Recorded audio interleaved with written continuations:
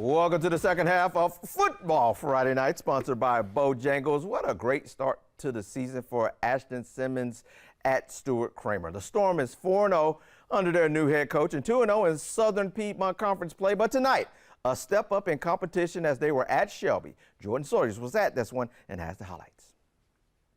Golden Lions got a fast start right out of the gate. Land Farmer hits Jamarion Williams over the middle. He gets in for a score. Shelby would miss the extra point, but would take a 6-0 lead early on. The Shelby defense came to play as well. First series, they come up with a big play. Safety. Don't look now, but the Lions go up 8. They're not done yet. Jalen Tate, toting the rock, gets a first down and causes some bruises along the way. A few plays later, Jonas Woods finishes off the drive. The Golden Lions go up 15-0. Fast forward a few series later, they're not done yet as they add 7 more on this play. Farmer's going to dial up a deep pass to Williams, who hauls it in. He's got the Lions feeling good, up 22-0. But here comes Stuart Cramer. Clee Phillips is going to launch this one as far as he can. Hawkins is going to go up and catch this one off his defender's back.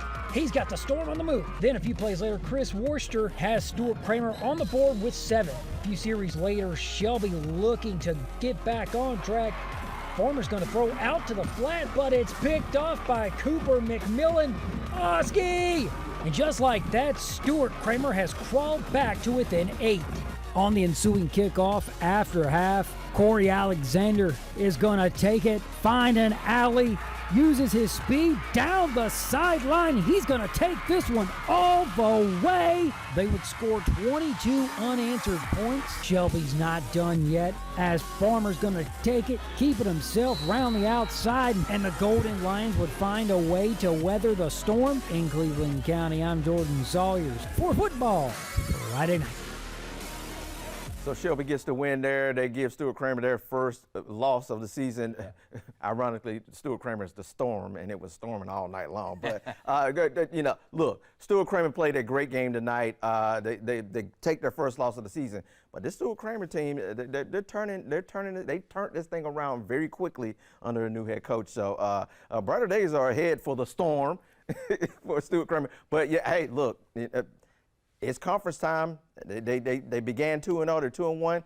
You know, they got to kind of beat Burns to kind of keep that thing going. I mean, we think that Burns is the second best team.